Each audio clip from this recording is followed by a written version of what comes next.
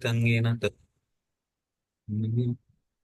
श्रीचैतन्यमनोभीष्टं स्थापितं येन भूतले स्वयं रूप कदा मह्यं ददाति स्वपदान्तिकम् वन्देऽहं श्रीगुरो श्रीयुतपदकमलं श्रीगुरुन् वैष्णवांश्च श्रीरूपं साग्रजातं सहगणं रघुनाथानितं तं सजीवं साद्वैतं सावधूतं परिजनसहितं कृष्णचैतन्यदेवं श्रीराधा कृष्णपादान् सहगणं ललिता श्रीविशाखान्वितांश्च हे कृष्ण करुणा सिंधु दीनबंधु जगतपते गोपीश गोपिका कांत राधा कांत नमस्तुते तप्त कांचन गौरंगी राधे वृंदावनेश्वरी वृषभानुसुते देवी प्रणमामि हरिप्रिये वाञ्छाकल्पतरुभ्यश्च कृपा सिन्धुभैव च पतितानां पावनेभ्यो वैष्णवेभ्यो नमो नमः।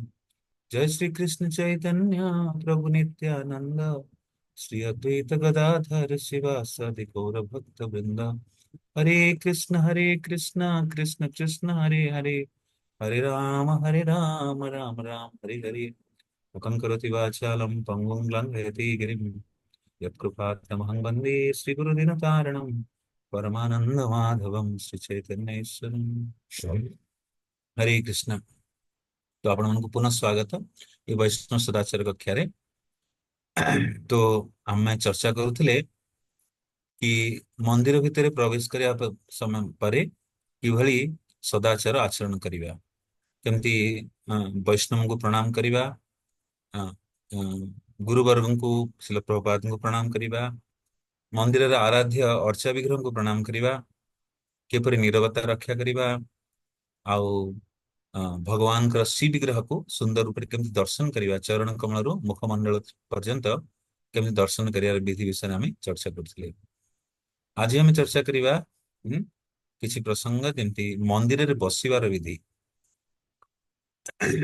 तेणु भगवान जमी गीता रे अर्जुन को कहले शीत प्रज्ञा का भाषा, कि जे व्यक्ति आध्यात्म मार्ग रे अच्छी तार कि भलिया लक्षण, तार चालीचलन कि भलिया, कथबार्ता कि भलिया, वेशभूषा कि भलिया, से बुझा जाए कि सी जने वास्तविक स्थित प्रज्ञा। तेणु आध्यात्म मार्ग रही आमको किसी सदाचार पालन करार अच्छी।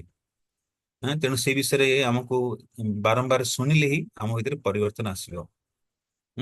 कि आम भीतर समाज रे रहिले, परिवार रे अनेक प्रकार शिक्षा प्राप्त कले, स्कूल कॉलेज रे भी अनेक प्रकार शिक्षा प्राप्त कले, जो कि आधुनिक समाज अनुसार आवश्यक, किंतु एक सभ्य मानव, एक जने भक्त, जने वैष्णव, जने आत्मज्ञानी, सी किभली तार लक्षण, तार सब चालीचलन, तार आचरण, से विषय में वैष्णव सदाचार पुस्तक वर्णन करुचे। तेणु आज आम चर्चा करवा मंदिर रे बसिवार विधि। तो मंदिर जेमती सेमती बसले हबनी। आमर जदि सुस्थ शरीर अच्छी, आम केमती बसियार अच्छी। जड़े जदि शारीरिक रूप से विकलांग अच्छी, किसी असुविधा अच्छी, तांको पई किछि नियम रे छूट अच्छी, कि जने सुस्थ मनीष किभली मंदिर रे बसिवा से विषय रे वर्णन करा होछि। मंदिर रे बसिया समय रे अनेक नियम रही। मंदिर रे बसिवा समय रे अर्चा विग्रह सम्मुख रे निज पाद तांको आड़ को निर्देश करने उचित नुहे।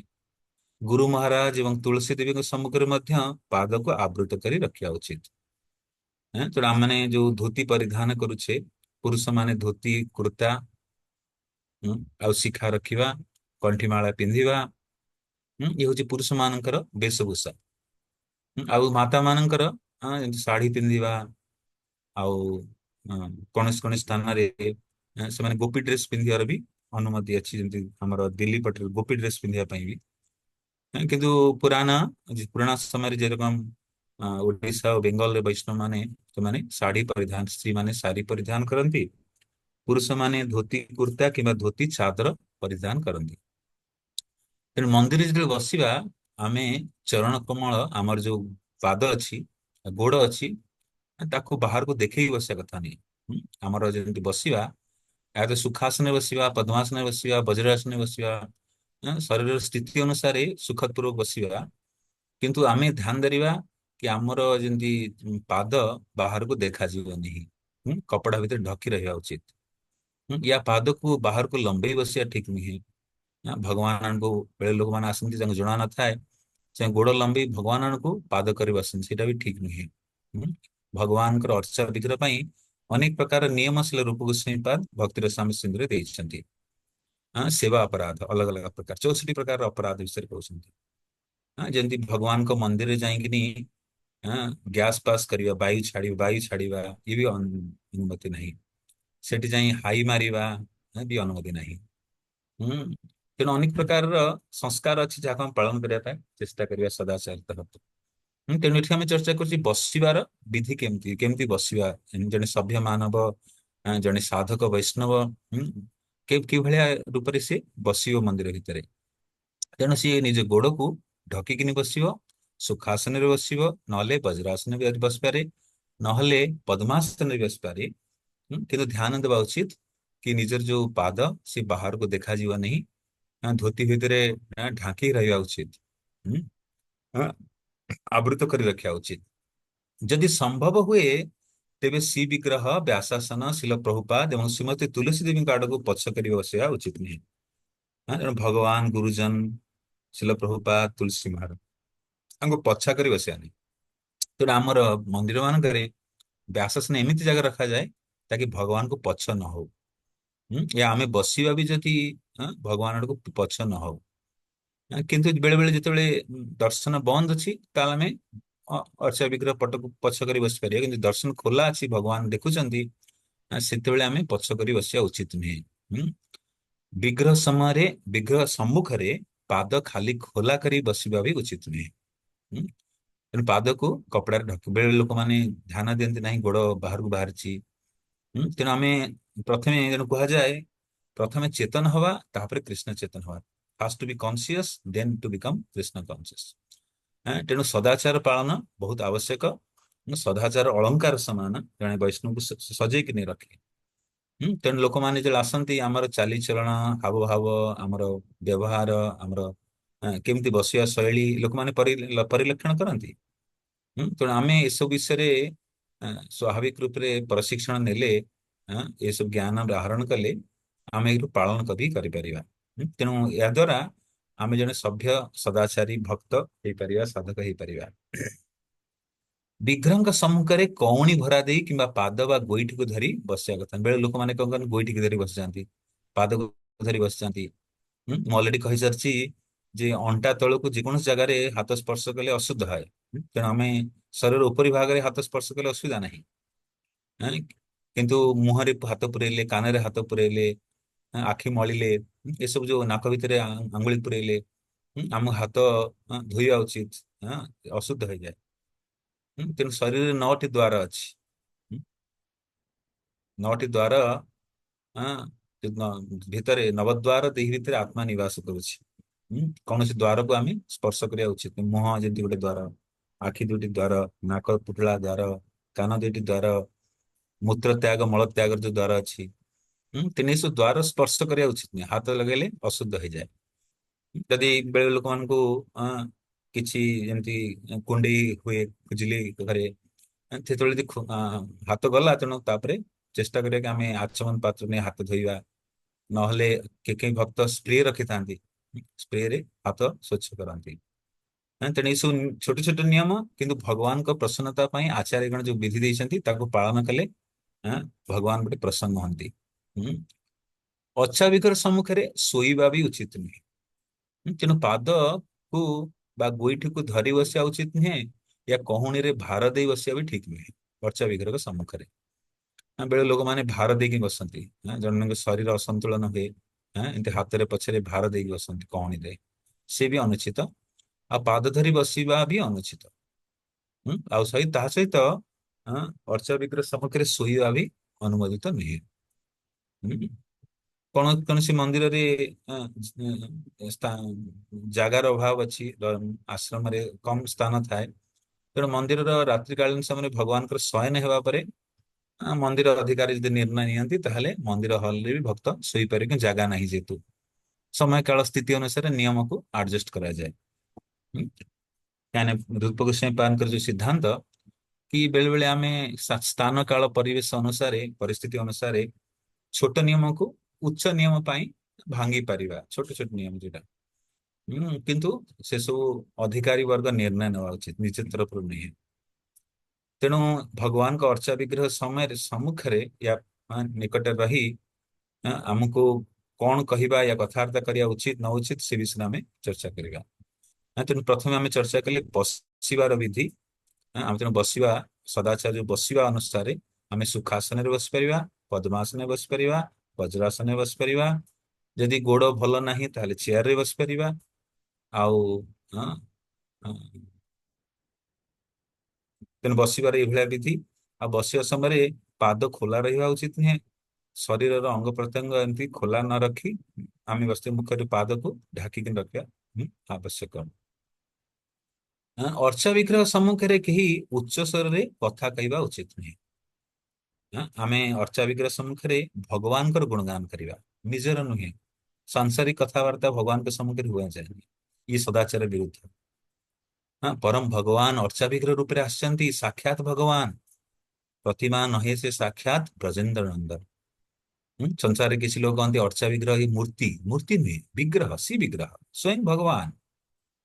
ଅର୍ଚ୍ଚା ବିଗ୍ରହ କେବେ ଆମେ ମୂର୍ତ୍ତି ବୋଲି କହିବା ନାହିଁ। ମୂର୍ତ୍ତି କାହାକୁ କହନ୍ତି? ଯେମିତି ସହରର ପ୍ରମୁଖ ଚୌରାହାରେ ଯୋଉଠି ସବୁ ଗୋଲେଇ ଛକ ଅଛି, ସେଠି ସବୁ ସ୍ୱାଧୀନତା ସଂଗ୍ରାମୀ ରାଷ୍ଟ୍ର ନେତା ମାନଙ୍କର ମୂର୍ତ୍ତି ସ୍ଥାପନ କରାଯାଏ। ଆଉ ଯୋଉ ମୂର୍ତ୍ତିକୁ ବର୍ଷକୁ ଥରେ ସଫା କରାଯାଏ, ତାଙ୍କର ଜୟନ୍ତୀ ଫୟନ୍ତୀରେ ଧୁଆ କିନି ତାଙ୍କୁ ମାଲ୍ୟାର୍ପଣ କରାଯାଏ। ଆଉ ବର୍ଷ ଚନ୍ଦ୍ର ତା ଉପରେ ଚଢେଇ ହଁ ଚଢେଇ ହଗିଥାଏ, କିଛି କରିଥାଏ, ଏଇଭଳିଆ ଅବସ୍ଥା ସେ ହଉଛି ମୂର୍ତ୍ତି। କିନ୍ତୁ ଅର୍ଚ୍ଚା ବିଗ୍ରହ ସେଇଭଳିଆ ନୁହେଁ। ସ୍ୱୟଂ ଭଗବାନ ଆମ ଉପରେ କୃପା କରି ଗୋଟେ ବିଶେଷ ରୂପରେ ଆସିଛନ୍ତି, ସେ ଯୋଉ ଅର୍ଚ୍ଚା ରୂପ, ଅର୍ଚ୍ଚା ବିଗ୍ରହ ରୂପ। ତେଣୁ ଅର୍ଚ୍ଚା ବିଗ୍ରହକୁ ସାଧାରଣ ମାନିବା କଥା ନୁହେଁ, ଏ ଅର୍ଚ୍ଚା ବିଗ୍ରହକୁ ମୂର୍ତ୍ତି ମାନିବା ବି ଅପରାଧ। ତେଣୁ ସୁନ୍ଦର କଥା ଅଛି, ଅର୍ଚ୍ଚେ ଶିଲାଧିର ଗୁରୁଷି ନରମତିର ବୈଷ୍ଣବେର ଜାତି ବୁଦ୍ଧି। ଅର୍ଚ୍ଚେ ଶିଲାଧିର, ଅର୍ଚ୍ଚା ବିଗ୍ରହକୁ ପଥର ବୋଲି ମାନିବା, ଶିଳା ବୋଲି ମାନିବା, କାଠ ବୋଲି ମାନିବା, ଧାତୁ ବୋଲି କହିବା, ୟା ମାଟି ବୋଲି କହିବା। ଶ୍ରୀମଦ ଭାଗବତମରେ 11 ସ୍କନ୍ଧରେ ବର୍ଣ୍ଣନା ଅଛି କି କେମିତି ଭଗବାନଙ୍କର ବିଗ୍ରହ 8 ପ୍ରକାର ବସ୍ତୁରୁ ବନି ପାରିବ। ତେଣୁ ଅର୍ଚ୍ଚା ବିଗ୍ରହକୁ ସାକ୍ଷାତ ଭଗବାନ ମାନିବା। ହୁଁ, ସଂସାରୀ ଲୋକ ଅର୍ଚ୍ଚା ବିଗ୍ରହ ପ୍ରତି ଶ୍ରଦ୍ଧା ଉତ୍ପନ୍ନ କରିପାରେ ନାହାନ୍ତି। ତେଣୁ ଆମକୁ ବଡି ସାବଧାନ ରହିବାର ଅଛି। ଇଏ ସ୍ୱୟଂ ଭଗବାନ ଆମ ସମ୍ମୁଖରେ ଅଛନ୍ତି। ଆମ ଜୀବନରେ ଯଦି ଭଗବାନ ଯେତେବେଳେ ଆସିବେ, ଜୀବନ ଅନ୍ତ ସମୟରେ ୟା ଭକ୍ତିର ପରିପୂର୍ଣ୍ଣ ଅବସ୍ଥାରେ ଯଦି ଭଗବାନ ଯେତେବେଳେ ସମ୍ମୁଖକୁ ଆସିବେ, ଆମେ ସେଇଭଳିଆ ଯେମିତି ଭଗବାନଙ୍କୁ ବ୍ୟବହାର କରିବା, ୟା ଜୀବନରେ ସବସେ ଯିଏ ଆମର ଉତ୍ତମ ବ୍ୟକ୍ତି ଗୁରୁଜନଙ୍କ ପ୍ରତି ଯେମିତି ବ୍ୟବହାର କରୁଛେ, ଅର୍ଚ୍ଚା ବିଗ୍ରହ ପ୍ରତି ସେମିତି ବ୍ୟବହାର କରିବା ଉଚିତ। ତେଣୁ ଅର୍ଚ୍ଚା ବିଗ୍ରହ ସମ୍ମୁଖରେ ଉଚ୍ଚ ସ୍ୱରରେ କଥା ହେବା ଉଚିତ ନୁହେଁ। ହୁଁ? ଯଦି କିଛି କହିବାର ଅଛି ସେବା ସମ୍ବନ୍ଧିତ, ବଡି କୋମଲ ସ୍ୱରରେ କହିବାର ଅଛି, ଚିଲେଇକିନି କହିବାନି। ମନ୍ଦିର ମନ୍ଦିର କକ୍ଷରେ, ମନ୍ଦିର ହଲରେ ଆମକୁ ସଦାଚାର ରଖିବାର ଅଛି। ଆମେ ଅନସିଭିଲାଇଜଡ ମାନେ ଅସଭ୍ୟ ତରିକାରେ ରହିବା ଉଚିତ ନୁହେଁ। ବେଳେ ବେଳେ ଲୋକମାନେ କିଏ ଆସନ୍ତି ଚିଲେଇକିନି କଥାନ୍ତି, ନାଁ ଧରି କହୁଥାନ୍ତି, ସେ ଠିକ ନୁହେଁ। ଭକ୍ତ ଭକ୍ତକୁ ନାଁ ଧରି କହିବା କଥା ନୁହେଁ, ପ୍ରଭୁ କହି ସମ୍ବୋଧିତ କରିବା, ମଧୁର ସ୍ୱରରେ କହିବା। ଚିଲେଇକିନି କହିବାନି।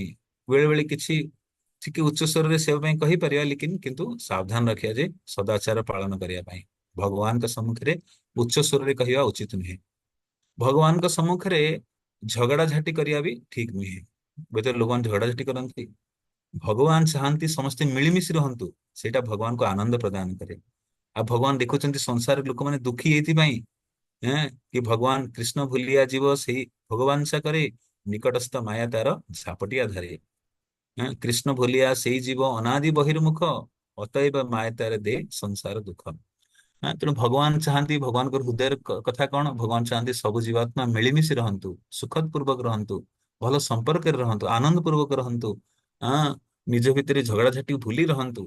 ତେଣୁ ଆମେ ଝଗଡା ଝାଟି କରିବା, ଭଗବାନଙ୍କୁ ହୃଦୟକୁ ବଡି କଷ୍ଟ ହବ। ତେଣୁ ଭଗବାନଙ୍କ ଅର୍ଚ୍ଚା ବିଗ୍ରହ ସମ୍ମୁଖରେ କେବେ ଝଗଡା ଝାଟି କରିବା ନାହିଁ। ଭଗବାନଙ୍କ ଅର୍ଚ୍ଚା ବିଗ୍ରହ ସମ୍ମୁଖରେ କାହାକୁ ନିନ୍ଦା ଅବହେଳା କରିବା ମଧ୍ୟ କିମ୍ବା କ୍ରୋଧିତ ହେବା ଉଚିତ ନୁହେଁ। ତେଣୁ ଆମେ ଭଗବାନଙ୍କ ସମ୍ମୁଖରେ ସେଇଭଳିଆ ଆଚରଣ କରିବା ଯାହା ଭଗବାନଙ୍କୁ ଆନନ୍ଦ ଦେବ, ପ୍ରସନ୍ନତା ଦେବ। ତେଣୁ ସେମିତି କୌଣସି କାମ କରିବା ନାହିଁ, କାହାକୁ ନିନ୍ଦା କରିବା ଭଗବାନଙ୍କୁ ପସନ୍ଦ ନୁହେଁ। ତେଣୁ ବୈଷ୍ଣବ କାହାର ନିନ୍ଦା କରେ ନାହିଁ। ବୈଷ୍ଣବ ସମସ୍ତଙ୍କର ପ୍ରଶଂସା ଗୁଣଗାନ କରେ, କାହାର ନିନ୍ଦା କରେ ନାହିଁ। ନିନ୍ଦା କଲେ ଭକ୍ତି ସମାପ୍ତ ହେଇଯିବ। ସବୁଠୁ ଭକ୍ତିରେ ସବୁଠୁ ବାଧା ହଉଛି ବୈଷ୍ଣବ ନିନ୍ଦା, ସାଧୁ ନିନ୍ଦା। କାହା ନିନ୍ଦା କରିବା ଉଚିତ ନୁହେଁ। ଆଉ ମୁଖ୍ୟ ରୂପେ ଭଗବାନଙ୍କ ସମ୍ମୁଖରେ ତ ଆହୁରି ଜଘନ୍ୟ ଅପରାଧ। ହଁ, କିମ୍ବା କ୍ରୋଧିତ ହେବା ଉଚିତ ନୁହେଁ। କ୍ରୋଧ, ଭଗବାନଙ୍କର ସେବା ପାଇଁ କ୍ରୋଧ, ଆଧ୍ୟାତ୍ମିକ କ୍ରୋଧ ବେଳେ ବେଳେ ଆଚରଣ କରିହବ, କିନ୍ତୁ କ୍ରୋଧ ସାଧାରଣ କୋପ, ସାଂସାରିକ କ୍ରୋଧ କ୍ରୋଧିତ ହେବା ଉଚିତ ନୁହେଁ। ତାପରେ କହୁଛନ୍ତି କାହା ମନରେ ଦୁଃଖ ଦେଲା ଭଳି କଥା କହିବା ବି ଉଚିତ ନୁହେଁ। ତେଣୁ ଆମେ ସବୁବେଳେ ସାବଧାନ ରହିବା।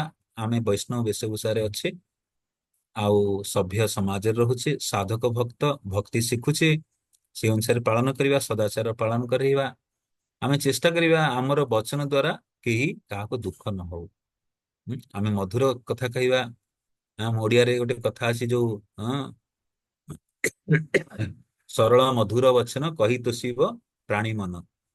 ଆଇ ଥିଙ୍କ ଓଡିଆ ଭାଗବତରେ ଲେଖା ଅଛି ବୋଧେ।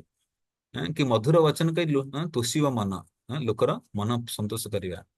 ଏ ଚାଣକ୍ୟ ପଣ୍ଡିତ କହୁଛନ୍ତି ପ୍ରିୟ ବାକ୍ୟ ପ୍ରଦାନେନ ସର୍ବତୁଷ୍ୟନ୍ତି ଜନ୍ତବଃ ତସ୍ମାତ୍ ତଦେବ ବକ୍ତବ୍ୟଂ ବଚନେକା ଦରିଦ୍ରତା। ତେଣୁ ପ୍ରିୟ ବାକ୍ୟ କହିବା, କାହାକୁ ଏମିତି କହିବାନି ଯେ କଷ୍ଟ ହବ। ତେଣୁ ଆମେ କହିବା ପୂର୍ବରୁ ଭାବି ଚିନ୍ତି ଦେଖିବା। ଫଟକିରି କହିଦେଲେ କାହାକୁ କଷ୍ଟ ହବ, କଣ ହବ, ଆମେ ସାବଧାନ ରହିବା। ଚାହେ ଆଶ୍ରମ ଭକ୍ତ ହୁଅନ୍ତୁ, ଚାହେ ବାହାରେ ଯୋଉ ଦର୍ଶନ କରିବାକୁ ଆସୁଛନ୍ତି, ସମସ୍ତ କାହା ପ୍ରତି କିଛି ମନ୍ଦ ଆଚରଣ କରିବା ନାହିଁ। ସମସ୍ତଙ୍କୁ ଏମିତି କଥା କହିବା, କ୍योंकि ସଂସାର ଲୋକମାନେ ବହୁତ ପୀଡାରେ ଅଛନ୍ତି, କଷ୍ଟରେ ଅଛନ୍ତି। ସଂସାର ରହିବା ବାଲା ଲୋକମାନେ ଅସଫଳତା ଦେଇ ଗତି କରୁଛନ୍ତି, ବହୁତ ତନାବ, ଟେନସନରେ ରହୁଛନ୍ତି, ବହୁତ ଚିନ୍ତାଗ୍ରସ୍ତ ରହୁଛନ୍ତି, ଦୁଃଖରେ ରହୁଛନ୍ତି।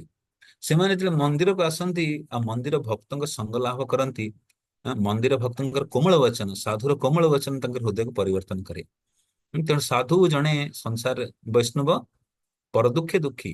ସଂସାର ଲୋକମାନେ ଯୋଉ ଦୁଃଖଦ ଅବସ୍ଥାରେ ଅଛନ୍ତି, ସେମାନେ ସାଧୁଙ୍କ ସଂସର୍ଗରେ ଆସିଲେ ସାଧୁର ମିଠା କଥା ସେ ବ୍ୟକ୍ତିର ହୃଦୟକୁ ଦ୍ରବିତ କରିଦିଏ। ଆଉ ସାଧୁ ଯଦି ପୀଡା ଦବ ତ ସେ ବ୍ୟକ୍ତି କୁଆଡେ ଯିବ ଆଉ। ପ୍ରଭୁପାଦ କହନ୍ତି ଆମ ମନ୍ଦିର, our temple is like oasis in the desert। ମରୁଭୂମିରେ ଯୋଉଠି ଜଳ ମିଳେ, ସେଇ ସ୍ଥାନ ଭଳିଆ ମନ୍ଦିର ହଉଛି। ତ ଲୋକମାନେ ମନ୍ଦିର ଆସନ୍ତି ଟିକେ ଶାନ୍ତି ଲାଭ କରିବା ପାଇଁ, ଟିକେ ଖୁସି ପୂର୍ବକ ସମୟ ବିତେଇବା ପାଇଁ, ସାଧୁ ସଙ୍ଗତରେ ଆନନ୍ଦ ପୂର୍ବକ ହେଇ ଘରକୁ ଫେରିବା ପାଇଁ। ଘର ସଂସାରରେ କେତେ ପ୍ରକାର ସମସ୍ୟା, ପତି ପତ୍ନୀରେ ଝଗଡା, ମା ବାପା ଭିତରେ, ମା ଆଉ ପୁଅ ଭିତରେ ଝଗଡା, ବାପ ଆଉ ପୁଅ ଭିତରେ ଝଗଡା, ଭାଇ ଭାଇ ଭିତରେ ଝଗଡା। ତେଣୁ ସେମାନେ ଅସନ୍ତୁଳନ ଅବସ୍ଥାରେ ଘରେ ରହନ୍ତି, ସମାଜରେ ରହନ୍ତି, ପରିବାର ରହନ୍ତି। ସେମାନେ ମନ୍ଦିର ଆସିଲେ ଟିକେ ଆରାମଦାୟକ ସ୍ଥିର ରହନ୍ତି। ତେଣୁ ଆମକୁ ସାବଧାନ ରଖିବା ଉଚିତ କି କାହା ସହିତ କିଭଳିଆ ବାର୍ତ୍ତା କଥାବାର୍ତ୍ତା ହଉଛେ। କଥାବାର୍ତ୍ତା ଏମିତି ହବା କି କାହାକୁ କଷ୍ଟ ଦେଲା ଭଳିଆ କଥା ଆମେ କହିବା ନାହିଁ, କାହା ମନରେ ଦୁଃଖ ଦେବା ନାହିଁ। ଅନ୍ୟ କାହାର ପ୍ରଶଂସା କରିବା ଉଚିତ ନୁହେଁ। ଭଗବାନଙ୍କ ଅର୍ଚ୍ଚା ବିଗ୍ରହ ସମ୍ମୁଖରେ ଅନ୍ୟ କାହାର ପ୍ରଶଂସା କରିବା ନାହିଁ। ପ୍ରଶଂସା କାହାର କରିବା ନା ଭଗବାନଙ୍କର, ନହେଲେ ସାଧୁଗୁରୁ ବୈଷ୍ଣବଙ୍କର କରିବା। ସଂସାରୀ ଲୋକର ପ୍ରଶଂସା କରିବା ଉଚିତ ନୁହେଁ। ଦେବତାଙ୍କୁ ନିନ୍ଦା କରିବା ଉଚିତ ନୁହେଁ। ବେଳେ ବେଳେ ଆମର ଯୋଉ ଦ୍ୱିତୀୟ ଅପରାଧ ଆସୁଛି, ଶିବ ବ୍ରହ୍ମାଦି ଦେବତାଙ୍କ ନାମକୁ ଭଗବାନଙ୍କ ନାମ ସହିତ ସମାନ ବା ତାଠୁ ସ୍ୱତନ୍ତ୍ର ବୋଲି ମନେ କରିବା। ତ ବେଳେବେଳେ ଇସ୍କନର ଆମେ ଦେଖୁ ବେଳେବେଳେ ଇମାଚୁର ଭକ୍ତ ମାନେ ଦେବତା ମାନଙ୍କୁ ନିନ୍ଦା କରିଦିଅନ୍ତି। ସେ ଭଲ ନୁହେଁ ଆକ୍ଚୁଆଲି। ଦେବତା ମାନଙ୍କ ସ୍ଥିତି ଆମଠୁ ବି ଉତ୍ତମ ସ୍ଥିତି। ଦେବାଦେବୀଙ୍କର ଆଶୀର୍ବାଦ ଲାଭ କରିବା। ଭଲେ ଆମର ଆରାଧ୍ୟ ହଉଛନ୍ତି ଭଗବାନ ଶ୍ରୀକୃଷ୍ଣ। ଏକଲା ଈଶ୍ୱର କୃଷ୍ଣ ଆରସବ ଭୃତ୍ୟ, ଯାହାର ଯେସେ ନଚାଏ ତେସେ କରେ ନୃତ୍ୟ। ତେଣୁ ଭଗବାନ ଆମର ଆରାଧ୍ୟ। କିନ୍ତୁ ଦେବାଦେବୀ କିଏ ନା ଭଗବାନଙ୍କର ନିଜର ସେବାରେ ଲାଗି ଅଛନ୍ତି। ବରୁଣ ଦେବ ଜଳ ଦଉଛନ୍ତି, ଇନ୍ଦ୍ର ଦେବ ବର୍ଷା ଦଉଛନ୍ତି, ସୂର୍ଯ୍ୟ ଦେବ ଆଲୋକ ତାପ ଦଉଛନ୍ତି, ଅଗ୍ନି ଦେବ ଅଗ୍ନି ପ୍ରଦାନ କରୁଛନ୍ତି, ବାୟୁ ଦେବତା ବାୟୁ ପ୍ରଦାନ କରୁଛନ୍ତି। ତେଣୁ ସବୁ ଦେବତା ମାନେ ଅଲଗା ଅଲଗା ସେବାରେ ନିୟୋଜିତ, ସଂସାରର ଲାଳନ ପାଳନ ଭଗବାନଙ୍କ ଦ୍ଵାରା ନିୟୋଜିତ ଅଛନ୍ତି। ଆଉ ଦେବତା ମାନଙ୍କର ସ୍ଥିତି ଆମଠୁ ବି ଉନ୍ନତ। ତେଣୁ ଆମେ ଦେବତା ମାନଙ୍କୁ ସମ୍ମାନ କରିବା, ପ୍ରଣାମ କରିବା, ନିନ୍ଦା କରିବା, ତାଙ୍କଠୁ ଆଶୀର୍ବାଦ ଯାଚନ କରିବା। ଥଟ୍ଟା ପରିହାସ କିମ୍ବା ଅଯଥା କଥାବାର୍ତ୍ତା କରିବା ଉଚିତ ନୁହେଁ। ତେଣୁ ବେଳେ ବେଳେ ଭକ୍ତମାନେ ଲିମିଟ ପାର କରିଯାଆନ୍ତି। ସଂସାରରେ ବହୁତ ସାରା ଲୋକ ହସି ମଜାକ କରନ୍ତି, କିନ୍ତୁ ଥଟ୍ଟା ପରିହାସ ବେଶୀ ଭଗବାନଙ୍କ ସାମ୍ନାରେ କରିବା ଠିକ ନୁହେଁ। ୟା ଅଯଥା କଥାବାର୍ତ୍ତା, ଯଥା ୟା ଅଯଥା। ଅଯଥା ମିନ୍ସ ଅନନେସେସରୀ ଟକ୍, ପ୍ରଜଳ୍ପ। ପ୍ରଜଳ୍ପ କରିବା ଉଚିତ ନୁହେଁ। କେବଳ ମନ୍ଦିରରେ ଥିଲାବେଳେ ଯୋଉ ସଦାଚାର ପାଳନ କରିବା, ସେବା ସମ୍ବନ୍ଧିତ ପାଇଁ କିଛି କିଛି କଥା ହେଇପାରିବା। କି ରାଜନୀତି କଥା, ସିନେମା କଥା, କ୍ରିକେଟ କଥା, ତାର ନିନ୍ଦା କଥା, କାହାର କାହାକୁ କାହାର ବୁରାଇ କରିବା, ଏସବୁ ଆଲାଉଡ ନାହିଁ। ଥଟ୍ଟା ପରିହାସ କରିବା ବି ଆଲାଉଡ ନାହିଁ। हाँ थट्टा परिहास କରିବା ବି ଗୋଟେ ସାବଧାନ କରିବାର ଅଛି କି ଆମର ଆଚରଣରେ ଯଦି ସାମ୍ନା ବାଲା କୌଣସି ଜୀବ ବୈଷ୍ଣବ ଅପରାଧ ହେଇଯାଏ ତ ଭକ୍ତି ଆମର ହଁ ଚାଲିଯିବ ଆକ୍ଚୁଆଲି। ଯେମିତି ଆମେ ଶିଲ ରୂପ ଗୋସ୍ୱାମୀ ପାଦଙ୍କର ଚରିତ୍ରରେ ଦେଖିଛେ କି ଶିଲ ରୂପ ଗୋସ୍ୱାମୀ ପାଦ କୋଉଠି ଭଜନ କରୁଥିଲେ? ହଁ ସେ ତ ରାଧା ଦାମୋଦରରେ ବି ଭଜନ କରୁଥିଲେ। ଆଉ ପରବର୍ତ୍ତୀ ସମୟରେ ତେର କଦମ ଯୋଉ ନନ୍ଦଗ୍ରାମ ପାଖରେ ଟେର କଦମ ଅଛି, କଦମ୍ବ ବୃକ୍ଷ ଟେର ମଧ୍ୟ ଯୋଉଠି ଭଗବାନ ଡାକୁଥିଲେ ନିଜ ଗାଈ ମାନଙ୍କୁ ଟେର କଦମ। ହଁ ଟେର କଦମ୍ବରେ ଶିଲ ରୂପ ଗୋସ୍ୱାମୀ ପାଦ ଭଜନ କରୁଥିଲେ। ସେଇଠି ରହି ଭକ୍ତିର ସାଙ୍ଗରେ ସିନ୍ଧୁ ରଚନା କରିଛନ୍ତି। ଲଳିତା ମାଧବ ବିଦଗ ମାଧବ ବି ରଚନା କରୁଛନ୍ତି। ତେଣୁ ସେ ସେ ସ୍ଥାନରେ ରୂପ ଗୋସ୍ୱାମୀ ପାଦ ଯେତେବେଳେ ଭଗବାନଙ୍କ ବିଷୟରେ ଲେଖନ୍ତି, ବର୍ଣ୍ଣନା ଅଛି କି ସେ ଯେତେବେଳେ ସୁନ୍ଦର ରୂପରେ ଲେଖନ କରନ୍ତି, ହୁଁ କି କୌଣସି ରାଗ ଉପରେ ଲେଖନ୍ତି ଭଗବାନଙ୍କର ଗୁଣଗାନ କରି, ତୁରନ୍ତ ସେ ଗଛ ପତ୍ରର ସବୁ ପତ୍ର ସବୁ ପ୍ଳବିତ ହେଇକି ଆସେ, ପଲ୍ଲବିତ ହୁଏ। ଆଉ ଯେମିତି ବିରହ ଭଗବାନଙ୍କର ଯେତେବେଳେ ସେ ସଂଯୋଗ ବିଷୟରେ ଲେଖନ୍ତି, ଭଗବାନ ଆଉ ରାଧାରାଣୀଙ୍କର ମିଳନ ବିଷୟରେ ଲେଖନ୍ତି, ସବୁ ଯୋଉ ଗଛ ପତ୍ରରେ ସବୁ ପଲ୍ଲବିତ ହେଇ ଉଠେ। ଆଉ ଯଦି ଭଗବାନଙ୍କର ବିରହ ବିଷୟରେ ଲେଖନ୍ତି, ଶ୍ରୀମତୀ ରାଧାରାଣୀ ଆଉ ଭଗବାନଙ୍କର ବିରହ ବିଷୟରେ ଲେଖନ୍ତି, ବିପ୍ରଳମ୍ବ ଭାବ ଲେଖନ୍ତି, ସବୁ ପତ୍ର ଝଡିଯାଏ। ଏତେ ଉନ୍ନତ କୋଟିର ବୈଷ୍ଣବ ସିଏ, ମାଧୁର୍ଯ୍ୟ ରସର ଆଚାର୍ଯ୍ୟ ସିଏ। ଥରେ ରୂପ ଗୋସ୍ୱାମୀ ପାଦ ମଧୁର ଲୀଳା ଦର୍ଶନ କରୁଛନ୍ତି। ଆଉ ସେଇ ସମୟରେ ଜଣେ ବୃନ୍ଦାବନର ଜଣେ ବ୍ରଜବାସୀ, ହଁ ଯିଏ ଛୋଟା ଟିକେ ଶାରୀରିକ ରୂପରେ ଯିଏ ଟିକେ ତାଙ୍କର ଶରୀରରେ ବିକଳାଙ୍ଗ ଦୋଷ ଅଛି, ସେ ସେଇ ବାଟ ଦେଇ ଯାଉଥିଲେ। ରୂପ ଗୋସ୍ୱାମୀ ଲୀଳାରେ ଭଗବାନଙ୍କର ଲୀଳାକୁ ଦେଖି ସେ ଆନନ୍ଦିତ ହେଇ ତାଙ୍କ ମୁହଁରେ ହସ ଲାଗିଛି। କିନ୍ତୁ ସେଇ ଯୋଉ ଟିକେ ବିକଳାଙ୍ଗ ଶରୀର ଯିଏ ଥିଲେ, ସିଏ ଯେତେବେଳେ ଦେଖିଲେ, ସିଏ ଭାବିଲେ ରୂପ ଗୋସ୍ୱାମୀ ମତେ ଦେଖି ପରିହାସ କରୁଛନ୍ତି। ତେଣୁ ରୂପ ଗୋସ୍ୱାମୀ ପାଦଙ୍କର ଲୀଳା ସ୍ମୃତି ବନ୍ଦ ହେଇଗଲା, ଅପରାଧ ହେଲା ଆକ୍ଚୁଆଲି। ହଁ ତେଣୁ ସେ ସନାତନ ଗୋସ୍ୱାମୀ ପାଦ ପାଖକୁ ଗଲେ, କହିଲେ ମତେ ଆଉ ଲୀଳା ସ୍ମୃତି ହଉନି। ତ ସନାତନ ଗୋସ୍ୱାମୀ ପାଦ କହିଲେ ତମେ ଜରୁର କିଛି ଅପରାଧ କରିଛ, ସେ ଅପରାଧର ଭଞ୍ଜନ କର, ତାହେଲେ ତମକୁ ସ୍ୱାଭାବିକ ପୁନଃ ଲୀଳା ସ୍ମୃତି ହବ। ତେଣୁ ସନାତନ ଗୋସ୍ୱାମୀ ପାଦଙ୍କୁ ରୂପ ଗୋସ୍ୱାମୀ ପାଦ ପଚାରିଲେ କି ଆମେ କଣ ବ୍ୟବସ୍ଥା କରିବା? ନା ବ୍ରଜରେ ଯେତେ ଅଛନ୍ତି ବୈଷ୍ଣବ ସମସ୍ତଙ୍କୁ ଆମନ୍ତ୍ରଣ କରି ଆମେ ତାଙ୍କୁ ଭୋଜନ ପରସିବା, ପ୍ରସାଦ ପରସିବା। ତେଣୁ ସମସ୍ତଙ୍କୁ ଡକାଗଲା। ସମସ୍ତେ ଆସିଲେ, ଜଣେ ଭକ୍ତ ଆସିନଥିଲେ। ଜଣା ପଡିଲା ଯେ ସେଇ ଯୋଉ ଭକ୍ତ ତାଙ୍କରି ଚରଣରେ ଅପରାଧ ହେଇଛି। ରୂପ ଗୋସ୍ୱାମୀ ଜଣେ ଏତେ ବଡ ଆଚାର୍ଯ୍ୟ, ମାଧୁର୍ଯ୍ୟର ଆଚାର୍ଯ୍ୟ, ଆଉ ସିଏ ଯେତେବେଳେ ଥିଲେ, ସିଏ ହଉଛନ୍ତି ପୁରେ ବୈଷ୍ଣବ ସମାଜର ସେ ହଉଛନ୍ତି ମୁକୁଟମଣି। କିନ୍ତୁ ସେ ଆଦର୍ଶ ସ୍ଥାପିତ କରିବା ପାଇଁ ସେଇ ଯୋଉ ବ୍ରଜବାସୀ ଯାହାଙ୍କ ଚରଣରେ ଅପରାଧ, ତାଙ୍କ ତଳରେ ଚରଣରେ ପଡି ତାଙ୍କୁ କ୍ଷମା ଯାଚନା କଲେ। ତେଣୁ ଥଟ୍ଟା ପରିହାସ ଏତେ ଭୟଙ୍କର ଆକ୍ଚୁଆଲି। ତେଣୁ ଆମେ ସାବଧାନ ରହିବା। ଥଟ୍ଟା ପରିହାସ କରି କାହାକୁ କଷ୍ଟ ପୀଡା ଦେବା ନାହିଁ। ଆଉ ଭଗବାନଙ୍କ ସମ୍ମୁଖରେ ବି, ଅର୍ଚ୍ଚା ବିଗ୍ରହ ସମ୍ମୁଖରେ ଥଟ୍ଟା ପରିହାସ କରିବା ସଦାଚାର ଅନୁସାରେ ନୁହେଁ। ଆଉ ଦ୍ୱିତୀୟ ହଉଛି ଅଯଥା କଥାବାର୍ତ୍ତା। ଆମେ ବହୁତ କଥାବାର୍ତ୍ତା ହେଲେ ଆମର ଏନର୍ଜି ଲସ୍ ହୁଏ ଆକ୍ଚୁଆଲି। ଆମକୁ ଯେତେ କମ କହିବା, ସେବା ସମ୍ବନ୍ଧିତ କହିବା, ସେଇଟା ହଉଛି ବାଣୀର ତପସ୍ୟା। ଫିଜୁଲ ବାତେ କରନା, ଅଦରକାରୀ କଥା ହବା, ଅଯଥା କଥା ହବା, ପ୍ରଜଳ୍ପ କରିବା, ଏସବୁ ଉଚିତ ନୁହେଁ। ଆମର ଏନର୍ଜି ଡ୍ରେନ୍ ହେଇଯାଏ ଆକ୍ଚୁଆଲି। ଏନର୍ଜି କି ସଞ୍ଚିତ କରି ରଖିବା ଉଚିତ ଭଗବାନଙ୍କ ସେବା ହେତୁ। ତାପରେ ହଉଛି ମିଥ୍ୟା କହିବା ଅନୁଚିତ। ଭକ୍ତ କେବେ ମିଛ କହିବେନି। ତେଣୁ କଳିଯୁଗର ଚାରିଟା ସ୍ତମ୍ଭ, ପବିତ୍ରତା, ତପସ୍ୟା, ଆଉ ହଉଛି ସତ୍ୟବାଦିତା, ଟ୍ରୁଥଫୁଲନେସ୍, କାଇଣ୍ଡନେସ୍, କରୁଣା, ଦୟା, ଏ ଚାରି ପ୍ରକାର ଯୋଉ ସ୍ତମ୍ଭ ଅଛି। ତେଣୁ ତିନିଟା ସ୍ତମ୍ଭ ଅଲରେଡି ତିନିଟା ଯୁଗରେ ଚାଲିଗଲାଣି। ସତ୍ୟ ଯୁଗରେ, କଳି ଯୁଗରେ କେବଳ ଗୋଟିଏ ସ୍ତମ୍ଭ ଠିଆ ହେଇଛି। ଧର୍ମ ଗୋଟିଏ ସ୍ତମ୍ଭରେ ଠିଆ ହେଇଛି, ଗୋଟିଏ ଗୋଡରେ, ତାହା ହଉଛି ସତ୍ୟବାଦିତା। ତେଣୁ ସତ୍ୟ କହିବା ପାଇଁ ଚେଷ୍ଟା କରିବା, କଥାକୁ ମିଳିମିଶି କହିବାନି, ବୁଲେଇ କହିବାନି, ଯଥାରୂପ କହିବା, ସତ୍ୟ କହିବା।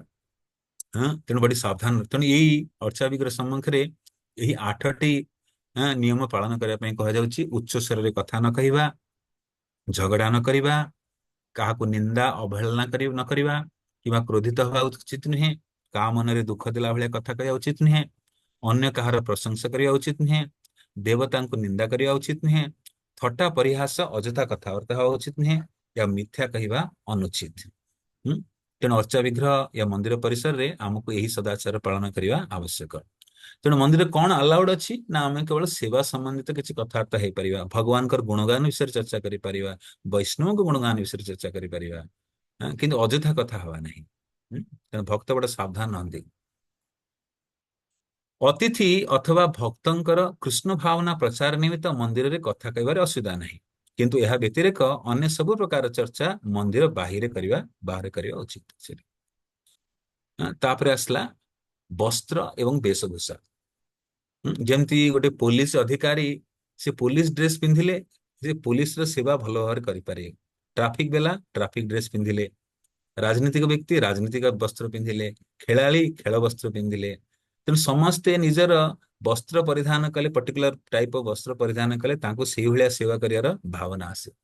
ତେଣୁ ସେଇ ଦୃଷ୍ଟିକୋଣରୁ ବୈଷ୍ଣବ ସାଧୁଜନ ଯେତେବେଳେ ସାଧୁଙ୍କ ଅନୁମୋଦିତ ବସ୍ତ୍ର ପରିଧାନ କରନ୍ତି, ତାଙ୍କୁ ସେଇଭଳିଆ ଅନୁଭୂତି ଆସେ, ସେଇଭଳିଆ ଭାବନା ଆସେ, ସେଇଭଳିଆ ସତ୍ୱଗୁଣର ପରିଲକ୍ଷଣ ହୁଏ ତାଙ୍କ ଭିତରେ। ତେଣୁ ବେଶଭୂଷା ପାଇଁ ଯୋଉ ଆମର ଆଚାର୍ଯ୍ୟଗଣ ଦେଇଛନ୍ତି, ପୂର୍ବବର୍ତ୍ତୀ ଆଚାର୍ଯ୍ୟ ସ୍ପେଶାଲି ହରିଭକ୍ତି ବିଳାସରେ ଶ୍ରୀ ସନାତନ ଗୋସ୍ୱାମୀ ପାଦ ଯେଭଳିଆ ବର୍ଣ୍ଣନା କରିଛନ୍ତି, ବେଶଭୂଷା ବୈଷ୍ଣବର କିଭଳିଆ ଉଚିତ, ସେଇଭଳିଆ ବେଶଭୂଷା ଆମେ ଧାରଣ କରିବା। ହୁଁ ଭକ୍ତଙ୍କର ବେଶଭୂଷା ସର୍ବଦା ପରିଷ୍କାର, ସ୍ୱଚ୍ଛ ଏବଂ ଅନ୍ୟକୁ ଭଗବାନ କୃଷ୍ଣଙ୍କ ସ୍ମରଣ କଲା ଭଳି ବସ୍ତ୍ର ପିନ୍ଧିବା ଉଚିତ। ତେଣୁ क्योंकि वैष्णव या साधु साधक से कृष्ण को प्रतिनिधित्व करुछि। संसार रे भगवान को देखि, भक्त को देखि भगवान कर स्मरण आसे। तेणु आमको बढ़िया प्रेजेंटेबल हो जीवार अछि। आमर संसार रे अनेक प्रकार आध्यात्मवादी अछंती, जेमती ओडिसा रे अन्य स्थान रे जेमती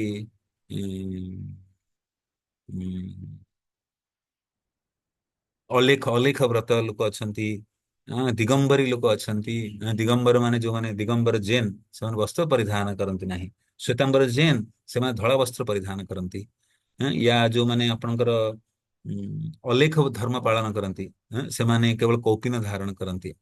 ତେଣୁ ସବୁ ଆଧ୍ୟାତ୍ମବାଦୀ ଅଲଗା ଅଲଗା ବସ୍ତ୍ର ପରିଧାନ କରନ୍ତି। ତେଣୁ ଆମେ ବୈଷ୍ଣବ ବିଧି ପାଳନ କରିବା ସମୟରେ ଆମକୁ ସମାଜରେ, ସଭ୍ୟ ସମାଜରେ ରହିବା ସମୟରେ ପର୍ଟିକୁଲାର ବସ୍ତ୍ର ଆମର ଆଚାର୍ଯ୍ୟ ମାନେ ନିର୍ଦ୍ଧାରଣ କରିଛନ୍ତି। ଯେମିତି ପୁରୁଷ ମାନେ ଧୋତି କୁର୍ତ୍ତା ପରିଧାନ କରିବେ, କେମିତି ଶିଖା ରଖିବେ, ଆଁ, ଆଉ ଦାଢି କାଟି ପରିଷ୍କାର ରହିବେ, ତିଲକ ଧାରଣ କରିବେ, ସ୍ୱଚ୍ଛ ବସ୍ତ୍ର ପିନ୍ଧିବେ। ବହୁତ ଦାମୀ ବସ୍ତ୍ର ପିନ୍ଧିବା ଆବଶ୍ୟକତା ନାହିଁ। ଯୋଉ ବସ୍ତ୍ର ଆମେ ପିନ୍ଧୁଛୁ ଧୁଆ ବସ୍ତ୍ର ପିନ୍ଧିବା, ବେ ଝାଳନାଳ ଆଣ୍ଠେଇକି ନା, ୟା କାଲିର ବାସି ବସ୍ତ୍ର ପିନ୍ଧିବା ଉଚିତ ନୁହେଁ, ତାଜା ବସ୍ତ୍ର ପିନ୍ଧିବା। ଯୋଉ ବସ୍ତ୍ର ପିନ୍ଧିଲେ ଅନ୍ୟମାନଙ୍କୁ କୃଷ୍ଣ ସ୍ମରଣ ହବ, ଯୋଉ ବସ୍ତ୍ର ପିନ୍ଧିଲେ ଆମକୁ ବି ସତ୍ୱଗୁଣ ଅନୁଭୂତି ହବ। ଆମେ ଯଦି ମଳିଆ ବସ୍ତ୍ର ପିନ୍ଧିବା, ଅଧୁଆ ନହିଥିବା ବସ୍ତ୍ର ପିନ୍ଧିବା, ବାସି ବସ୍ତ୍ର ପିନ୍ଧିବା, ତାହେଲେ ଆମକୁ ରଜଗୁଣର ଲକ୍ଷଣ ପରିଲକ୍ଷଣ ହବ। ଭୌତିକ ଜଗତରେ ଲୋକମାନେ ଯୋଉ ଚାକିରି ବାକିରି କରନ୍ତି, ସେମାନେ ସେଇ ବସ୍ତ୍ରରେ ଶୌଚକ୍ରିୟା କରିବାକୁ ଚାଲି ଯାଆନ୍ତି, ପାଇଖାନା ଚାଲି ଯାଆନ୍ତି। କିନ୍ତୁ ଆମକୁ ଗୋଟେ ସଂସ୍କାର ଦିଆଯାଇଛି, ବାହାରେ ଜଗତରେ ରଜଗୁଣ ତମଗୁଣ ପ୍ରଭାବ ବେଶୀ କାହିଁକି, କି ଲୋକମାନେ ସେଇ କପଡା ପିନ୍ଧିକି ପ୍ୟାଣ୍ଟ ଖୋଲିକି ପାଇଖାନାରେ ବସି ଯାଉଛନ୍ତି ଅଫିସରେ। କିଛି ଆଉ ଗାଧୁଆ ପାଧୁଆ ନାହିଁ, ସେଇ ପ୍ୟାଣ୍ଟ ପିନ୍ଧି ବୁଲୁଛନ୍ତି। ତେଣୁ ସିଏ ହଉଛି ରଜଗୁଣର ଲକ୍ଷଣ, ତମଗୁଣର ଲକ୍ଷଣ। ହଁ, ତେଣୁ ଆମେ ଶୌଚକ୍ରିୟା କରିବାକୁ ଗଲେ, ବାଥରୁମ ଗଲେ ଗାମୁଛା ପିନ୍ଧି ଯାଉ, ସ୍ନାନ କରୁ, ସ୍ନାନ ପରେ ସତ୍ୱଗୁଣର ଲକ୍ଷଣ ଅନୁଭୂତ ହୁଏ। ତେଣୁ ପର୍ଟିକୁଲାର ବିଧିବିଧାନ ଦିଆଯାଇଛି, ସେଇଭଳିଆ ଆମେ ପାଳନ କରିବା ଉଚିତ। ତେଣୁ ପୁରୁଷ ମାନେ ଧୋତି କୁର୍ତ୍ତା, ସ୍ତ୍ରୀ ମାନେ ଶାଢୀ ପିନ୍ଧିବେ। ଆଉ ପୁରୁଷଙ୍କର ଉପସ୍ଥିତିରେ ସର୍ବଦା ସ୍ତ୍ରୀ ମାନେ ମସ୍ତକ ଆବୃତ କରି ରଖିବେ। ତେଣୁ ଇଏ ହଉଛି ସଦାଚାର ବସ୍ତ୍ର ବିଷୟରେ। ତେଣୁ ଆମେ ବେଶଭୂଷା ସର୍ବଦା ପରିଷ୍କାର, ସ୍ୱଚ୍ଛ, ଅନ୍ୟକୁ ଭଗବାନ କୃଷ୍ଣଙ୍କର ସ୍ମରଣ କଲା ଭଳି ବସ୍ତ୍ର ପିନ୍ଧିବା ଉଚିତ। ବିଶେଷତଃ ପ୍ରାତକାଳୀନ ଏବଂ ରବିବାରୀୟ କାର୍ଯ୍ୟକ୍ରମ ସମୟରେ କିମ୍ବା ଉତ୍ସବ ମାନଙ୍କରେ ମନ୍ଦିରକୁ ଆସୁଥିବା ଭକ୍ତ ନିମ୍ନଲିଖିତ ବସ୍ତ୍ର ପିନ୍ଧିବା ଉଚିତ। ତେଣୁ ଆମେ ହୁଏତ ଆଶ୍ରମରେ ରହୁଛେ, କିଛି ସେବା କରୁଛେ, ମାଟି ହାଣୁଛେ କି ବଗିଚା କାମ କରୁଛେ, କିଛି ସେବା କରୁଛେ, ବେଳେ ବେଳେ ସମୟ କାଳ ସ୍ଥିତି ଅନୁସାରେ ଆଶ୍ରମ ଭକ୍ତ ମାନେ କିଛି ଗାମୁଛା ପିନ୍ଧି କାମ କରିଲେ ଅଲଗା କଥା। କିନ୍ତୁ ଯେତେବେଳେ ସମ୍ମୁଖରେ ଯିବେ, ପ୍ରଚାରରେ ଯିବେ, ମନ୍ଦିର ଭିତରକୁ ଆସିବେ, ରବିବାରୀୟ କାର୍ଯ୍ୟକ୍ରମରେ ଆସିବେ, ପ୍ରାତକାଳୀନ କିମ୍ବା ସନ୍ଧ୍ୟାକାଳୀନ, ମଧ୍ୟାହ୍ନ କାଳୀନ ମନ୍ଦିର କାର୍ଯ୍ୟକ୍ରମରେ ଆସିବେ, ପ୍ରେଜେଣ୍ଟେବଲ ହେଇ ଆସିବା ଉଚିତ। ଅନ୍ୟ ସମ୍ମୁଖରେ ପ୍ରସ୍ତୁତି ହେଇ ଆସିବା ଉଚିତ। ଆମେ କୌଣସି ଏମିତି ଅନ୍ୟ ବୈରାଗୀ ଭଳିଆ ନୁହେଁ, ଆମେ ଏମିତି ନକଲ କରିବା ଉଚିତ ନୁହେଁ। ଆମେ ସଭ୍ୟ ମାନବ ରୂପରେ ଆସିବା ଉଚିତ, ସଭ୍ୟ ବସ୍ତ୍ର ପରିଧାନ କରି ଆସିବା ଉଚିତ। ତେଣୁ ପୁରୁଷ ମାନେ ଧୋତି, ଆଉ ସ୍ତ୍ରୀ ମାନେ ଧୋତି କୁର୍ତ୍ତା, ନହେଲେ ଧୋତି ଚାଦର, ଧୋତି, ଆଉ ସ୍ତ୍ରୀ ମାନେ ଶାଢୀ ପରିଧାନ କରିବା ଉଚିତ। ବିବାହିତ ସ୍ତ୍ରୀ ମାନେ ମସ୍ତକରେ ଚୁଡ଼ି, ମସ୍ତକରେ ସିନ୍ଦୁର ଏବଂ କଣ୍ଠରେ ମଙ୍ଗଳସୂତ୍ର ପିନ୍ଧିବା ଉଚିତ। ସେଇଟା ଏଇଠି ତ ଆଶ୍ରମ ପାଇଁ ଉପଯୁକ୍ତ ନୁହେଁ, କିନ୍ତୁ ସ୍ତ୍ରୀ ମାନଙ୍କର ବି ନିର୍ଦ୍ଧାରିତ ସଦାଚାର ବସ୍ତ୍ର ପରିଧାନ କରିବା ପାଇଁ ଉଲ୍ଲେଖିତ ଅଛି। ପ୍ରଚାର ନିମିତ୍ତ ଅତି ଆବଶ୍ୟକ ବସ୍ତ୍ରକୁ ପିନ୍ଧିବାରେ କୌଣସି ଆପତ୍ତି ନାହିଁ। ତେଣୁ ପ୍ରଚାର ସମୟରେ ବି ଆମକୁ ନିଜକୁ ସ୍ୱଚ୍ଛ ବସ୍ତ୍ର ପରିଧାନ କରି ଯିବା, ପ୍ରେଜେଣ୍ଟେବଲ ହବା ଦରକାର। ହୁଁ ଆମେ ବହୁତ ଦାଢି ରଖିକିନି, ବାଳ ନ ଧୋଇକିନି, ଅପରିଷ୍କାର ହେଇ ଆମେ ସବୁ ବଡ ବଡ ମହାନ ବୈଷ୍ଣବ ଅଛନ୍ତି ଯେଉଁମାନେ ସ୍ନାନ କରୁନଥିଲେ, ସେମାନଙ୍କ ସ୍ଥିତି ବହୁତ ଉନ୍ନତ। ଆମେ ତାଙ୍କ ସହିତ ଆମେ ନିଜେ ନକଲ କରିପାରିବା, ଆମେ ସାଧାରଣ ମନୁଷ୍ୟ ଭଳି ଯୋଉ ନିର୍ଦ୍ଦେଶ ଅଛି ତାକୁ ପାଳନ କରିଗଲେ, ତେଣୁ ଆଚରଣ ପାଳନ କଲେ, ସଦାଚାର ପାଳନ କଲେ, ସଂସାରରେ ଲୋକ ଆଦର ଦିଅନ୍ତି, ସମ୍ମାନ କରନ୍ତି, ଭଗବାନ ପ୍ରସନ୍ନ ହୁଅନ୍ତି ଆକ୍ଚୁଆଲି। ହୁଁ ତେଣୁ ଆମେ ପ୍ରଚାର ନିମିତ୍ତ ବି ନିର୍ଦ୍ଧାରିତ ଅନୁମୋଦିତ ବସ୍ତ୍ର ପରିଧାନ କରିବାରେ କୌଣସି ଆପତ୍ତି ନାହିଁ। ସ୍ତ୍ରୀ ଓ ପୁରୁଷ ଦୁଇ ଜଣଙ୍କର ବସ୍ତ୍ର ପରିଷ୍କାର ପବିତ୍ର ହେବା ଆବଶ୍ୟକ। ତେଣୁ ବସ୍ତ୍ର ସମ୍ବନ୍ଧରେ ଅଲଗା ଅଲଗା ନିୟମ ଅଛି। ଆମେ ଯେ କୌଣସି ବସ୍ତ୍ରକୁ ପିନ୍ଧିଲା ପରେ ଆମେ ତା ଦେହରେ ଯଦି ବେଶୀ ସମୟ ଶୋଇଯିବା ତାହେଲେ ସେ କଣ୍ଟାମିନେଟେଡ ହେଇଯାଏ। ହୁଁ ଯେମିତି ବେଳେ ବେଳେ କୌଣସି ସ୍ଥାନ କାଳ ପାତ୍ର ଅନୁସାରେ ଆମକୁ ରାତ୍ରି ଯାପନ କରିବାକୁ ପଡେ। ହୁଁ, ତେଣୁ କଣ ଅନେକ ଭକ୍ତ ମାନେ କଣ କରନ୍ତି, ସେଇ ବସ୍ତ୍ରକୁ ରାତିରେ ଧୋଇ ଦିଅନ୍ତି, ସକାଳେ ସେଇଟା ପିନ୍ଧନ୍ତି। ଆଉ ଯଦି ବସ୍ତ୍ର ତାଙ୍କ ପାଖରେ ନାହିଁ, କୌଣସି ଟ୍ରାଭେଲ କରିବା ସମୟରେ, ନହେଲେ କୌଣସି କୌଣସି ବସ୍ତ୍ର ସେଇ ବସ୍ତ୍ରକୁ ଓହ୍ଲେଇକି ରଖିଦିଅନ୍ତି। ହୁଁ ଗାମୁଛା ପିନ୍ଧି ଶୋଇଗଲେ, ତା ପରଦିନ ସେ ବସ୍ତ୍ରକୁ ପିନ୍ଧିଲେ ଚଳିବ, ସମୟ କାଳ ସ୍ଥିତି ଅନୁସାରେ। କିନ୍ତୁ ନିୟମ ହଉଛି ପ୍ରତିଦିନ ସ୍ୱଚ୍ଛ ବସ୍ତ୍ର, ଧୁଆ ହେଇଥିବା ବସ୍ତ୍ର ପିନ୍ଧିବା ଉଚିତ। ତା ଦ୍ୱାରା ଆମକୁ ନିଜକୁ ସତ୍ୱଗୁଣୀର ଅନୁଭୂତି ହବ। ନହେଲେ ତ ଯେମିତି ବିଦେଶ ସଂସ୍କାର ଅଛି, ୟା ଭାରତରେ ଯୋଉମାନେ ଅଳସୁଆ ଲୋକମାନେ ଅଛନ୍ତି, କେତେ ଦିନ ଧରି ସେମାନେ ମୋଜା ଗନ୍ଧ ଗନ୍ଧ ହଉଥାଏ, କପଡା ଗନ୍ଧ ବାହାରୁଥାଏ, ତଥାପି ପିନ୍ଧି ଚାଲିଥାନ୍ତି। ସେଇଭଳିଆ ପିନ୍ଧିଲେ ଆମ ଭିତରେ ରଜଗୁଣର ପ୍ରଭାବ ବଢିବ ଆକ୍ଚୁଆଲି। ହୁଁ ଆଧୁନିକ ଫ୍ୟାସନ କିମ୍ବା ବହୁମୂଲ୍ୟ ବସ୍ତ୍ର ପିନ୍ଧିବା ଉଚିତ ନୁହେଁ। ସଠିକ ରୀତିରେ ଏବଂ ସଭ୍ୟ ଭାବରେ ବସ୍ତ୍ର ପିନ୍ଧିବା ଉଚିତ। ଆପଣ ମାନେ ଜାଣିଥିବେ, ବର୍ଷେ 2 ବର୍ଷ ତଳେ ଭାରତରେ ମନ୍ଦିର ମାନଙ୍କରେ ବସ୍ତ୍ର ପରିଧାନ ଗୋଟେ ସଦାଚାର ପାଳନ କଲାଗଲା। କି ସ୍ତ୍ରୀ ମାନେ କଟାକଟି ବସ୍ତ୍ର ପିନ୍ଧି ପାରିବେ ନାହିଁ, ଅଧା ପ୍ୟାଣ୍ଟ ପିନ୍ଧି ପାରିବେ ନାହିଁ, ଶାଢୀ ପିନ୍ଧି ମନ୍ଦିରରେ ଯିବାର ଗୋଟେ ପର୍ଟିକୁଲାର ଏଟିକେଟ ସଦାଚାର ପାଳନ କରିବା ପାଇଁ ସବୁ ଆସିଲା। କିଛି ସମୟ ଚାଲିଲା, ତାପରେ ବନ୍ଦ କରିଦିଆଗଲା। କି କୌଣସି ପ୍ରକାର ସେ ମନ୍ଦିର ଆସୁଛି ତାକୁ ଆମେ ଚେଷ୍ଟା କରିବା ପରିବର୍ତ୍ତନ କରିବା ପାଇଁ। ବେଳେ ବେଳେ ଅନେକ ମନ୍ଦିରରେ ନିୟମ ବି ରଖାଗଲା, ଏସ୍ପେଶାଲି ଦିଲ୍ଲୀର ରାଧା ପାର୍ଶ୍ୱତୀ ମନ୍ଦିରରେ ଯେତେବେଳେ ଲୋକମାନେ, ସ୍ତ୍ରୀ ଲୋକମାନେ, ଝିଅମାନେ, ପୁଅମାନେ ହାଫ ପ୍ୟାଣ୍ଟ ପିନ୍ଧିକି ଆସୁଥିଲେ, ତାଙ୍କୁ ମନା କରାଗଲା ସଦାଚାର ନୁହେଁ ମନ୍ଦିରକୁ ଆସିବା ପାଇଁ।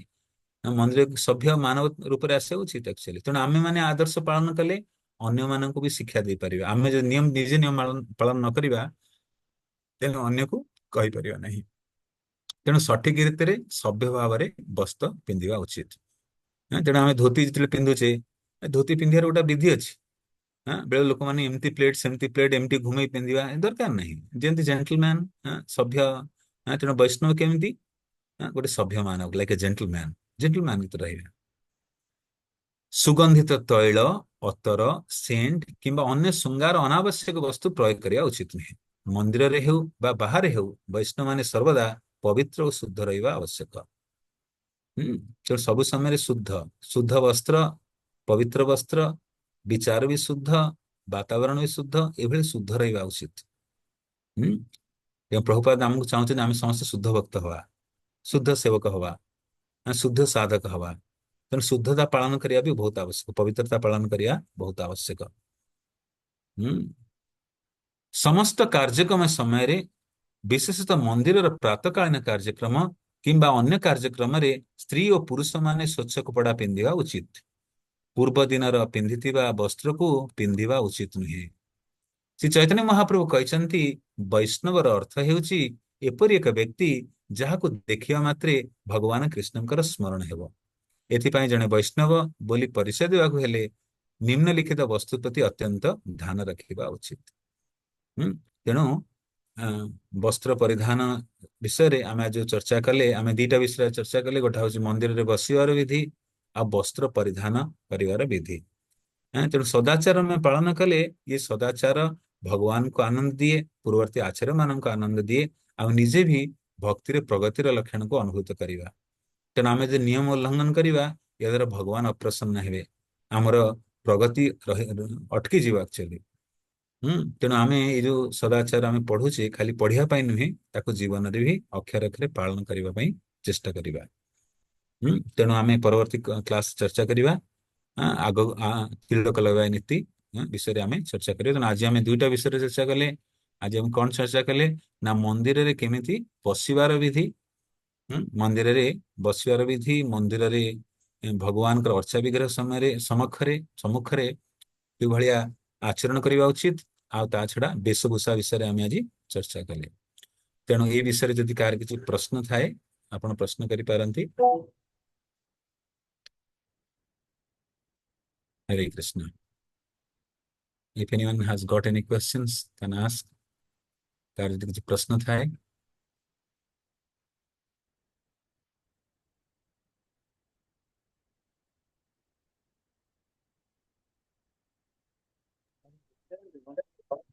हरे कृष्ण प्रभु।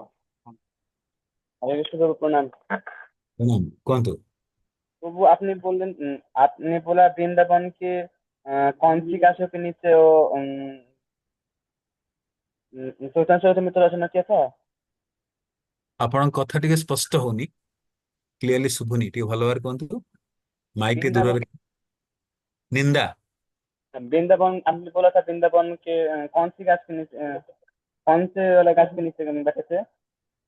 বৃন্দাবন র हम्म। বাংলাতে বলতে চান তো বাংলাতে বলতে পারেন, কিছু অসুবিধা না। আপনি বললেন আপনি বললেন যে বৃন্দাবনের কোন গাছের নিচে বসে ভক্তি আচ্ছা, রচনা করেছেন। রূপ গোস্বামী পাদ বৃন্দাবন নন্দগ্রাম তে যে 13 কদম আছে, হ্যাঁ একটা স্থান আছে যার নাম হচ্ছে 13 কদম। কদম্ব কদম্ব বৃক্ষ জানেন না, কদম্ব ফুল ভগবানের প্রিয়। তো একটা জায়গা আছে নন্দগ্রামে যার নাম হচ্ছে 13 কদম। ঠিক আছে। তো 13 কদম নামক স্থানে ইয়ে রূপ গোস্বামী পাদ ভজন স্থলী। আলাদা আলাদা জায়গায়ও ভজন করছেন রূপ গোস্বামী পাদ, যেরকম রাধা দামোদর মন্দিরেও ভজন স্থলী আছে। আর নন্দগ্রাম কাছাকাছি আছে 13 কদম।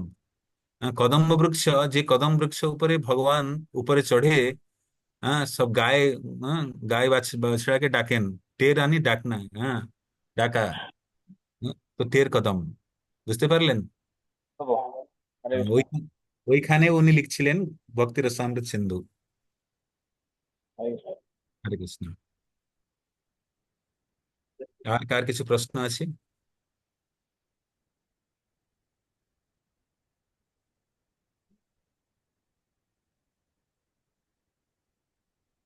লজ্জা করছেন প্রশ্ন করতে, না কিছু বুঝতে পারলেন না, সমস্ত বুঝি পারলে না?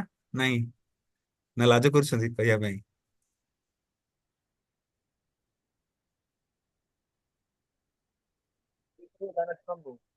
ଆଜ୍ଞା।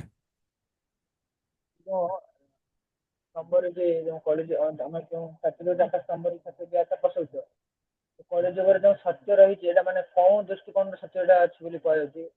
ହଁ, ତେଣୁ ଧର୍ମର ଚାରିଟା ସ୍ତମ୍ଭ, ହୁଁ, ଚାରିଟା ସ୍ତମ୍ଭ ଯୋଉ ଚାରି ନିୟମ ପାଳନ କରୁଛେ, ସେ ପାଳନ କଲେ ଚାରିଟା ସ୍ତମ୍ଭ ଆମେ ପାଳନ କରୁଛେ। ଯେମିତି ପଶୁ ହତ୍ୟା ନିବୃତ୍ତ ହେଲେ, ପଶୁ ହତ୍ୟା ନ କଲେ, ମାଂସାହାର ଛାଡିଦେଲେ ଆମେ ଦୟା ଭାବନାକୁ ପାଳନ କରୁଛେ, ଅନ୍ୟ ପ୍ରତି ଦୟା ଭାବନା ଆସିବ। ଆପଣ ଦେଖିବେ ଯୋଉମାନେ ସବୁ ମ୍ଲେଚ୍ଛ ଯବନ, ସେମାନେ ପଶୁ ହତ୍ୟା କରି ଖାଉଛନ୍ତି, ତେଣୁ ତାଙ୍କ ଭିତରେ ଦୟା ନାହିଁ। ପଶୁ ହତ୍ୟା କରୁଛନ୍ତି, ମଣିଷର ବି ହତ୍ୟା କରିଦଉଛନ୍ତି, ଦୟା ଭାବନା ଶେଷ ହେଇଯାଏ। ପଶୁ ହତ୍ୟା କଲେ, ଜୀବ ହତ୍ୟା କଲେ ଦୟା ଭାବନା ନଷ୍ଟ ହେଇଯାଏ। ଇଏ ହଉଛି ଧର୍ମର ପ୍ରଥମ ସ୍ତମ୍ଭ। ଦ୍ଵିତୀୟ ସ୍ତମ୍ଭ ହଉଛି ଆପଣ ଯଦି ନଶା ସେବନ କରିବେ। ହଁ, ଆମେ ଯେମିତି ଚାରି ନିୟମରେ ଆମେ କହୁଛେ, କୌଣସି ପ୍ରକାର ନଶା ସେବନ କଲେ କଣ ହୁଏ ନା ତପସ୍ୟା କରିବାର ବଳ ଶେଷ ହୋଇଯାଏ। ବ୍ୟକ୍ତି ରାତିରେ ନଶା କରିବ, ସକାଳୁ ଉଠିବା କଷ୍ଟ ହେଇଯିବ, ମଙ୍ଗଳ ଆରତୀରେ ଉଠିବା କଷ୍ଟ ହେଇଯିବ, ତପସ୍ୟା ପାଳନ କରିବା କଷ୍ଟ ହେଇଯାଏ। ତୃତୀୟ ନିୟମ କଣ ନା ଅବୈଧ ପୁରୁଷ ସ୍ତ୍ରୀ ସଙ୍ଗ। ଇଏ ତ ଆଶ୍ରମରେ ନାହିଁ, ଗୃହସ୍ଥ ଜୀବନ ୟା ବାହାରି ଲୋକଙ୍କ ପାଇଁ। ତେଣୁ ଅବୈଧ ପୁରୁଷ ସ୍ତ୍ରୀ ସଙ୍ଗ କଲେ ପବିତ୍ରତା ନଷ୍ଟ ହେଇଯାଏ। ଭକ୍ତ, ଆମେ ଆଜି ଚର୍ଚ୍ଚା କଲେ ଭକ୍ତ ଚେଷ୍ଟା କରୁଛି ପବିତ୍ରତା ପାଳନ କରିବା, କି ଭଗବାନ କୃଷ୍ଣ ହଉଛନ୍ତି ପରମ ପବିତ୍ର। ଆଉ ଭଗବାନ କୃଷ୍ଣଙ୍କୁ ବୁଝିବାକୁ ହେଲେ, ସେବା କରିବାକୁ ହେଲେ ଆମକୁ ବି ପରମ ପବିତ୍ର ହବା ଉଚିତ। ତେଣୁ ଆମେ ଯଦି ଏଇ ଯୋଉ ନିୟମକୁ ପାଳନ କରିବା, ଏସ୍ପେଶାଲି ବ୍ରହ୍ମଚାରୀ ଜୀବନରେ ବି ବେଳେ ବେଳେ କୌଣସି ସାଧକ ଆସନ୍ତି, ତାଙ୍କ ଭିତରେ ପୁରୁଣା ଖରାପ ଅଭ୍ୟାସ ଥାଏ, ମନ୍ଦ ଅଭ୍ୟାସ ଥାଏ, କିଛି କିଛି ଖରାପ କାମ କରିଦିଅନ୍ତି, ତେଣୁ ସେଥିରୁ ବି ନିବୃତ୍ତ ହବା ଉଚିତ ପବିତ୍ରତା ରକ୍ଷା କରିବା ପାଇଁ। ପବିତ୍ରତା ବାହାର ରୂପରେ ଆଉ ଭିତର ରୂପରେ ବି। ଆମେ ତେଣୁ ମନ୍ତ୍ର ଉଚ୍ଚାରଣ କରୁ କଣ? ଅପବିତ୍ର ପବିତ୍ର ବା ସର୍ବାବସ୍ଥାଂ ଗତୋପି ବା ଯସ୍ମରେତ୍ ପୁଣ୍ଡରୀକାକ୍ଷଂ ସବାହ୍ୟଂ ଅଭ୍ୟନ୍ତର ଶୁଚି। ଯେ ଭଗବାନ ପୁଣ୍ଡରୀକାକ୍ଷଙ୍କୁ ସ୍ମରଣ କରନ୍ତି, ସେ ବାହ୍ୟ ରୂପରେ ଆଉ ଅନ୍ତ ଭିତରେ ଭିତରେ ବି ଦୁଇ ପ୍ରକାରରେ ସେମାନେ ପବିତ୍ର ହେଇଯାଆନ୍ତି। ତେଣୁ ପବିତ୍ରତା କେମିତି ଆସେ ନା ପୁରୁଷ ସ୍ତ୍ରୀ ଅବୈଧ ପୁରୁଷ ସ୍ତ୍ରୀ ସଙ୍ଗ ନ କଲେ ୟା ବ୍ରହ୍ମଚାରୀ ମାନେ ବ୍ରହ୍ମଚର୍ୟ ବ୍ରତକୁ ପାଳନ କଲେ ତାଙ୍କ ଭିତରେ ପବିତ୍ରତା ଆସେ। ଚତୁର୍ଥ ନିୟମ କଣ? ଚତୁର୍ଥ ନିୟମ ହଉଛି ଜୁଆ ସଟ୍ଟାବାଜି ଖେଳିଲେ ସତ୍ୟବାଦୀ ନଷ୍ଟ ହେଇଯାଏ। ଯୋଉମାନେ ଜୁଆ ଖେଳନ୍ତି ସେମାନେ ମିଥ୍ୟା କଥା କହନ୍ତି, ତାଙ୍କ ଭିତରେ ମିଛ କହିବାର ପ୍ରବୃତ୍ତି ଆସିଯାଏ, ସତ ଆସିଯାଏ। ତେଣୁ ଆମେ ଯଦି ମିଛ ନ କହୁଛେ ତାହେଲେ ୟା ଜୁଆ ଜୁଆ ନ ଖେଳୁଛେ ତାହେଲେ ଆମ ଭିତରେ ସତ୍ୟବାଦୀ ନେଚର ରହିବ। ତେଣୁ ଆପଣଙ୍କ ପ୍ରଶ୍ନ ହଉଛି ସତ୍ୟବାଦୀ କାହାକୁ କହିବା? ଯିଏ ସତ୍ୟ ମାର୍ଗରେ ଚାଲୁଛି, ସତ୍ୟ ମାନେ ପରମ ସତ୍ୟ, ପରମ ଭଗବାନଙ୍କ ବିଷୟରେ ଯିଏ ଲାଗି ରହିଛି, ପରମ ପରମ ସତ୍ୟ ପରମ ଭଗବାନଙ୍କ ସେବା। ତେଣୁ ଭଗବାନଙ୍କୁ କୁହାଯାଏ ପରମ ସତ୍ୟ। ସତ୍ୟମ ପରମ ଧୀମହି, ଭାଗବତମ ପ୍ରଥମ ଶ୍ଲୋକ। ପରମ ସତ୍ୟ, ପରମ ସତ୍ୟ ହଉଛି ପରମ ଭଗବାନ। ତେଣୁ ସତସଙ୍ଗ ଶବ୍ଦ ବି ସେଇଠୁ ଆସିଛି। କୋଉଠୁ? ନା ସତ୍ୟରୁ। ସତ୍ୟ ମାନେ ପରମ ସତ୍ୟ, ପରମ ଭଗବାନ। ତେଣୁ ସତ୍ୟ ଆମେ ପାଳନ କଲେ, ଧର୍ମ ପାଳନ କଲେ, ଇଏ ହଉଛି ପ୍ରକୃତ ସତ୍ୟବାଦୀ ଆକ୍ଚୁଆଲି। ହୁଁ ତେଣୁ ଏହି ସତ୍ୟ ବିଷୟରେ ଏଠାରେ କୁହାଯାଉଛି। ତେଣୁ ଆମେ କାହା ଭିତରେ ମିଛ କହିବାନି, କଥା ବୁଲେଇ ବାଙ୍କେଇ କହିବାନି, ଯାହା ହେଇଛି ଯଥାରୂପ କହିବା। ମିଳାମିଶା କଥା କହିବାନି, ବୁଲେଇ ବାଙ୍କେଇ କହିବାନି। ଠିକ ଅଛି। ତେଣୁ ସତ୍ୟ ଶବ୍ଦ ଆସିବ ଯେତେବେଳେ ପରମ ସତ୍ୟ, ଯେ ପରମ ସତ୍ୟଙ୍କର ରାସ୍ତାରେ ଚାଲିଛି ସେ ସତ୍ୟବାଦୀ। ଠିକ ଅଛି, କୁହନ୍ତୁ। ସତ୍ୟ ଦେହ ତାପସ ହଉଥିବ, କିନ୍ତୁ କମ ବେଶୀ ସମସ୍ତ ରହିଛି ଏ ଯୁଗରେ। ଦୟା ହଁ ବି କିଛି ଭକ୍ତ ଦେଖାଯାଏ, ସତ୍ୟବାଦିତା ବି ଅଛି, ସତ୍ୟବାଦିତା ଲୋକମାନେ ବି ଅଛନ୍ତି। ସେଥିରେ କିଛି ଭକ୍ତ ବି ତ କିଛି ମାନେ କିଛି ଲୋକ ବି ଅଛନ୍ତି ଅସତ୍ୟ ବାଦିତା ବି ଅଛନ୍ତି। ଦୟା ବି କିଛି ଭକ୍ତ ଅଛନ୍ତି, ତ ଦୟା ବି କିଛି ଭକ୍ତ ମାନେ କିଛି ଲୋକ ନାହାନ୍ତି। ତ ଆମେ କେମିତି କହିପାରିବା ଯେ ସତ୍ୟଟା ହିଁ ବଞ୍ଚିଛି ଏ କଳି ଯୁଗରେ ଧର୍ମର ହଁ। ସ୍ତମ୍ଭଟା? ହୁଁ। ତେଣୁ ଏଇ କଥା ପରୀକ୍ଷିତ ମହାରାଜ କହିଲେ। ଆକ୍ଚୁଆଲି ଯୋଉ ଆପଣ ପ୍ରଥମ ସ୍କନ୍ଦ 17 ଅଧ୍ୟାୟ ରାଜା ପରୀକ୍ଷିତଙ୍କ ବିଷୟରେ ଅଛି। ପ୍ରଥମ ସ୍କନ୍ଦ 17 ଅଧ୍ୟାୟ 38 ନମ୍ବର ଶ୍ଲୋକ। ସ୍ତ୍ରିୟା ପାନ ତଦ୍ଦୁତଶ୍ଚନା ଯଥ ଅଧର୍ମ ଚତୁର୍ବିଧା। ପ୍ରଥମ ସ୍କନ୍ଦ 17 ଅଧ୍ୟାୟ 38 ନମ୍ବର ଶ୍ଲୋକରେ ଦେଖିବେ, ସେଥିରେ ବର୍ଣ୍ଣନା ଅଛି ଧର୍ମର 4ଟା ସ୍ତମ୍ଭ ଆକ୍ଚୁଆଲି। ତେଣୁ ଧର୍ମ କେବଳ ଗୋଟେ ଜିନିଷର ଆଶ୍ରୟ ନେଉଛି, ସେ ହଉଛି କଳି ଯୁଗରେ ସତ୍ୟବାଦିତା ଉପରେ। ଆଉ ସବୁ ସ୍ତମ୍ଭ ଭାଙ୍ଗି ଯାଇଛି। କିନ୍ତୁ ଇସ୍କନର ବିଶେଷତା ହଉଛି, ଆଚାର୍ୟ ମାନଙ୍କର ବିଶେଷତା ଆମ ଉପରେ କଣ?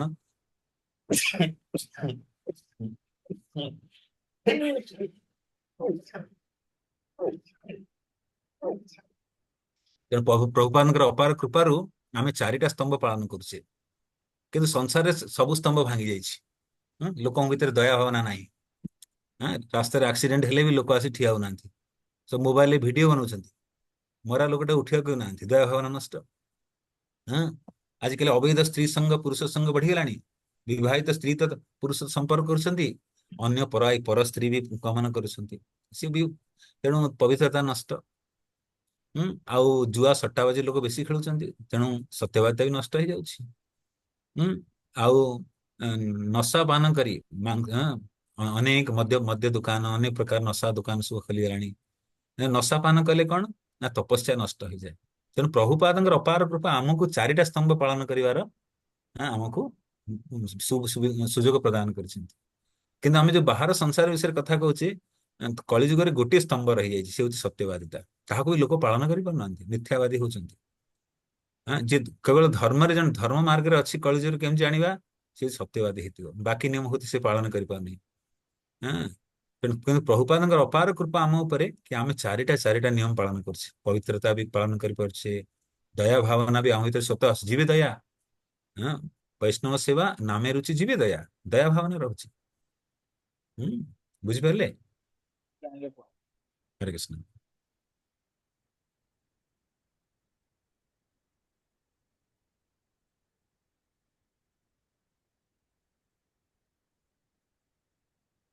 ଠିକ ଅଛି, ତାହେଲେ ରଖିବା ନା ଆଉ କାହାର ପ୍ରଶ୍ନ ଅଛି? ଆମେ ମନ୍ଦିର ସେବା କଲା ବେଳେ ବେଳେ ବେଳେ ଅପରାଧ ହେଇଯାଏ ଆମ ନିଜ ଭକ୍ତ ମାନଙ୍କ ସହିତ। ହଁ। ତ ସେ ସମୟରେ କଣ କରିବା ଯେ ସେଇ ଅପରାଧକୁ? ବେଳେବେଳେ ହଁ। ବି ଇଚ୍ଛା ହୁଏ ଆମେ ଜାଣିଛୁ ଯେ ଅପରାଧ ହେଇଗଲା, କିନ୍ତୁ ଇଚ୍ଛା ହୁଏନି ଯେ ଯାଇକି କ୍ଷମା ମାଗିବା ପାଇଁ। ହୁଁ। ତେଣୁ ଆମେ ଆମର ରିଜର୍ଭ ନେଚରକୁ ତ୍ୟାଗ କରିବା। ଶାସ୍ତ୍ର ଆଉ ସାଧୁ ଗୁରୁ ଯାହା କହୁଛନ୍ତି ତାକୁ ପାଳନ କରିବା। ଆମେ ମନକୁ ଶୁଣିବା ନାହିଁ। ତେଣୁ 4 ପ୍ରକାରର ଅପରାଧ ଅଛି: ସେବା ଅପରାଧ, ନାମ ଅପରାଧ, ବୈଷ୍ଣବ ଅପରାଧ, ଜୀବ ଅପରାଧ। ଚାରି ପ୍ରକାର ଅପରାଧ ଅଛି। କୌଣସି ଜୀବକୁ କଷ୍ଟ ଦେବା ନାହିଁ, ବୈଷ୍ଣବ ମାନଙ୍କୁ କଷ୍ଟ ଦେବା ନାହିଁ, ନାମ କରିବା ପାଇଁ 10 ପ୍ରକାର ଅପରାଧ ଅଛି, ନାମ ପୂର୍ବରୁ ଆମେ ଉଚ୍ଚାରଣ କରୁଛେ, ସେବା କରିବା ସମୟରେ ଅନେକ ପ୍ରକାର ଅପରାଧ ଅଛି। ତେଣୁ ଆମେ ଅପରାଧ କରିବା ଯେତେବେଳେ ଆମକୁ ହୃଦୟରେ ହୃଦୟଙ୍ଗମ ହେଲା, ଆମକୁ ଜଣା ପଡିଲା କି ମୁଁ ଅପରାଧ କରୁଛି, ତେଣୁ ଅପରାଧ କଲେ ମୋର ଭଜନରେ ବାଧା ଉତ୍ପନ୍ନ ହବ। ତେଣୁ ମୁझे ତୁରନ୍ତ ପ୍ରତିକାର କରିବାର ଉଚିତ। ଆମେ ଚର୍ଚ୍ଚା କଲେ ନା ଶ୍ରୀ ରୂପ ଗୋସ୍ୱାମୀ ପାଦଙ୍କ ପ୍ରସଙ୍ଗ। ରୂପ ଗୋସ୍ୱାମୀ ପାଦ ଏତେ ବଡ ବୈଷ୍ଣବ, ସିଏ ବି ଜାଣିଲେ ମୋର ଭଜନରେ ବାଧା ହଉଛି, ମତେ ଲୀଳା ସ୍ମରଣ ହଉନି। ହଁ, ଆପଣ ଜାଣିବେ, ଆପଣ ଯଦି ଅପରାଧ କରିବେ ନାମରେ ରୁଚି ସମାପ୍ତ ହେଇଯିବ, ନାମ କରିବାକୁ ଇଚ୍ଛା ହିଁ ହବନି, କଥା ଶୁଣିବାକୁ ଇଚ୍ଛା ହବନି, ସେବା କରିବା ଆଗ୍ରହ ସମାପ୍ତ ହେଇଯିବ। ତେଣୁ ଆମେ କେମିତି ଆଉ ବୈଷ୍ଣବ ହେଇ ରହିପାରିବା? ଆମକୁ ପୁନଃ ହୃଦୟ ନିର୍ମାଣ କରିବାକୁ ପଡିବ। ସବୁ ପ୍ରକାର ଭକ୍ତ ପଦକ୍ଷେପ ନିଏ, କେମିତି ମୋର ହୃଦୟ ଭଗବାନ ଲାଗୁ, ମୁଁ ସେବା ସହଯୋଗ କରିପାରେ, ସେବାର ଆନନ୍ଦ ନେବି। ନା ସବୁ ଆନନ୍ଦ ଶେଷ ହେଇଯିବ। ବେଳେ ଭକ୍ତ ମାନେ କହନ୍ତି ଭକ୍ତି ଆଜିକାଲି ମତେ ମେକାନିକାଲ ଲାଗିଲାଣି, ଫିକା ଫିକା ଲାଗୁଛି, କାହିଁକି ନା କहीं ଅପରାଧ କରୁଛେ। ଜାଣି ସାରିଲା ପରେ ଆମେ ତୁରନ୍ତ ଷ୍ଟେପ ନେବା, କିଛି ଅସୁବିଧା ନାହିଁ, ଆମରି ପରିବାର, ଭଗବାନ ପ୍ରସନ୍ନ ହେବେ ଆକ୍ଚୁଆଲି। ତେଣୁ ଆମେ ଆମର ରିଜର୍ଭ ନେଚରକୁ ତ୍ୟାଗ କରିବା। କାହାକୁ ଭୁଲ ମାଗିଲେ କିଛି ଖରାପ ନାହିଁ। ଅଫିସରେ ଯୋଉ ବ୍ୟକ୍ତି ଚାକିରି କରୁଛି, ଭୁଲ କଲେ ସିଏ କଣ କରେ? କ୍ଷମା ମାଗେ, ମୋର ଭୁଲ ହେଇଗଲା। ତେଣୁ ଏଠି ଭଗବାନଙ୍କ ପ୍ରସନ୍ନତା ପାଇଁ ଆମେ ପଦକ୍ଷେପ ନେଉଛେ। ଆମେ ଭକ୍ତ କଣ କରେ? ଯୋଉ ଜିନିଷ ଭଗବାନଙ୍କୁ ପ୍ରସନ୍ନତା ଦିଏ ସେଇ ସବୁ କାର୍ଯ୍ୟ କରେ। ତେଣୁ ମୁଁ ଯଦି ଭୁଲ ମାଗି ନେଲି, ମୋର ଅପରାଧ ହେଇଛି, ଭୁଲ ମାଗିଲେ ଯାହା ପ୍ରତି ଅପରାଧ କରିଛି, ମୁଁ ଯଦି ଭୁଲ ମାଗିନି, ଭଗବାନ ବହୁତ ଆନନ୍ଦ ହେବେ, ଭଗବାନ ବହୁତ ପ୍ରସନ୍ନ ହେବେ। ତେଣୁ ଭକ୍ତର ଏଇ ଅଭିଳାଷ ଥାଏ। ତେଣୁ ଆମେ ଯେତେବେଳେ ଜାଣିବା ଯେ ମୋର ଦ୍ୱାରା ଭୁଲ ହେଲାଣି, ୟା ଅପରାଧ ହେଇଯାଇଛି, ମତେ ତା ପରିବର୍ତ୍ତେ ସମୟରେ ପଦକ୍ଷେପ ନେବା ଉଚିତ, ଅବହେଳନା କରିବା ଉଚିତ ନୁହେଁ। ତାହେଲେ ମୁଁ ଭଜନ ପୁନଃ ସ୍ୱାଭାବିକ ରୂପରେ କରିପାରିବି, ନହେଲେ ମୋର ଭଜନରେ ରୁଚି ଖତମ ହେଇଯିବ। ବୁଝିପାରୁଛନ୍ତି? ଓକେ। হরে কৃষ্ণ প্রভুজি। ଆଜ୍ଞା, କୁହନ୍ତୁ। অলটারে সেবা করার সময় অনেক সময় যে সেবা অপরাধ আছে সেগুলা জানার পরও অজ্ঞানতা সত্ত্বেও বা প্রকৃতির এই কারণে হয়তো বা বিভিন্ন কারণে হয়ে যায়, সেক্ষেত্রে কি হয়? যেমন অল্টারে বিভিন্ন মুছামুছি কাপড় দিয়ে, তারপরে বায়ু দেখ, এগুলা অজানা সত্ত্বেও হয়ে যাচ্ছে, সেক্ষেত্রে কি হুম। করা? হ্যাঁ, যে আপনার হৃদয়ঙ্গম হলো কি এরকম অপরাধ হচ্ছে, কি কখন তুলসী পাতা পড়ে গেল, তার উপরে পাও লেগে গেল, ভগবানের যে ফুল, অর্পিত ফুল, ওইটা পড়ে গেছে, পাও লেগে গেছে। হ্যাঁ, মুছার সময় বিভিন্ন মোচার মশা সময় কোনো পোক টোক মরে যায়, জীব জন্তু। জীবজন্তু মরে যায়।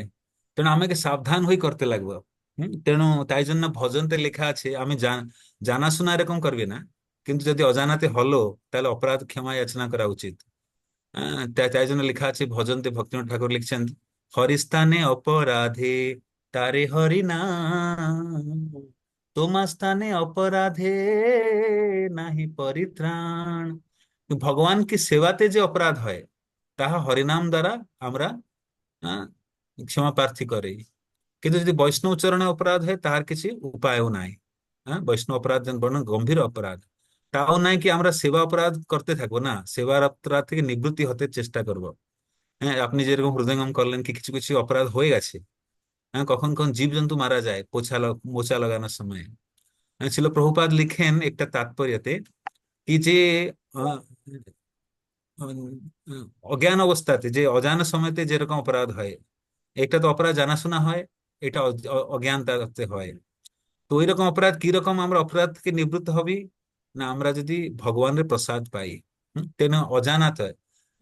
अनजाने में 5 प्रकार के अपराध होता है, शास्त्र उल्लेख है कि 5 रकम अपराध যেরকম अपना অজান অবস্থাতে হয় কি কি। কবি কবি আমাকে বেরোলে কুন্ডেই হয়, খুজলি করে। খুজলি করার সময় কি হয়, কি কিছু কিছু ছোট ছোট পোক থাকে যেটা দেখা যায় না শরীরে। ওরা মারে যায়। জল খাওয়ার সময়, জল খাওয়ার সময় জলেও কিছু কিছু ছোট ছোট পোক টোক থাকে যে জলে থেকে যায়, ওরা মারা যায়। কখন কারণ নিঃশ্বাস প্রশ্বাস নিয়ে, এই যে বায়ুমণ্ডলে অনেক প্রকার জীবজন্তু ভাসমান থাকে, বায়ুতে ঘুরে থাকে, ওইটা নিঃশ্বাস মাধ্যমে গিয়ে মরে যায়। কখন পাও হাঁটা হাঁটা সময়ে কিছু পোক টোক, পিঁপড়ি ফিপড়ি থাকে, ওইটা মারা যায়। আমি যখন যখন চট্টান উপরে চালি, তখন বোঝা যায় না কি ছোট পিঁপড়ি আছে কি মারা গেল, বোঝা যায় না। এটা আমরা কিছু করতে পারবো না, অনজানাতে হয় অপরাধ এরকম। আর যখন আমি কাষ্ঠের, কাষ্ঠেতে আগুন সংযোগ করি, তখন কাষ্ঠ ভিতরে কিছু কিছু পোকটোক থেকে যায়। তো এইরকম 5 প্রকার অপরাধ আমরা অঞ্জানেতে হয়, অজ্ঞান অবস্থাতে হয়। তো এই অপরাধের কি উপায়? আমরা তো কিছু যেতে সাবধানে থাকলেই অপরাধ হয়ে যাব। আচ্ছা, চলার সময়ও কেউ পাওতে কেউ দবে যাব, চিটি পিঁপড়ে কিছু মারা যাব। হ্যাঁ, কাঠে অগ্নি সংযোগ করার সময়ও কিছু পোকটোক মারা যাব। হ্যাঁ, আমাকে যখন এই খুজলি হবে তখন খুজলি করতে সময় কিছু জীব মারা যাব। জল তো খাওয়া উচিত, জল খাই, জল ছেড়ে থাকতে পারবো না। হ্যাঁ, তো তাও অপরাধ অঞ্জান অবস্থাতে হয়। তো এরকম অপরাধের উপায় উপচার কি? প্রভুপাদ বলেন কি প্রসাদ সেবা করিতে হয় সকল প্রপঞ্চ জয়। হ্যাঁ, কি অজ্ঞানতে যে অপরাধ গুলো হয় ভগবানের প্রসাদ পেলে, হ্যাঁ, সবই প্রকার অপরাধ থেকে নিবৃত্ত হয়। কিন্তু তাও না কি আমরা জানাশোনা সেবা অপরাধ করব, জীব অপরাধ করবো না, তাও সাবধান রাখতে চেষ্টা করব। কখন কখন আহ ভগবান অল্টারতে ইন্দুর চলে আসে। হ্যাঁ, ইন্দুর চুহা চলে আসে, ইন্দুর। হ্যাঁ, কিছু উপচার করতে লাগে অ্যাকচুয়ালি। কখন কখন ককরোচ চলে আসে, কিছু কিছু উপচার করতে লাগে অ্যাকচুয়ালি। তেণু সাধু বৈষ্ণব বরিষ্ঠ জনের সঙ্গে চর্চা করে এরা উপচার করা যায়। হ্যাঁ, বুঝলেন? ঠিক আছে।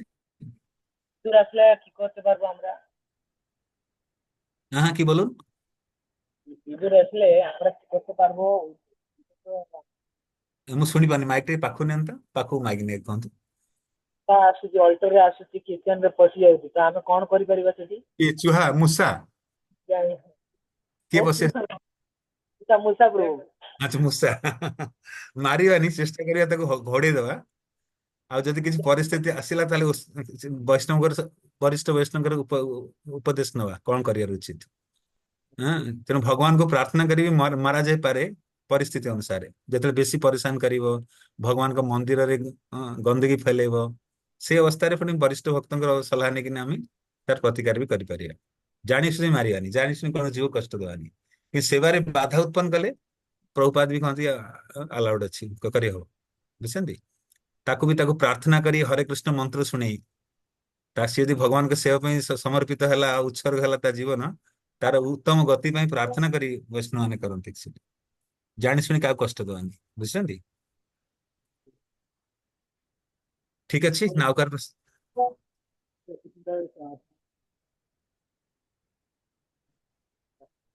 शिल प्रभुपाद की जय, समत गौर भक्त वृंद की जय, इस्कन सुर भक्त वृंद की जय।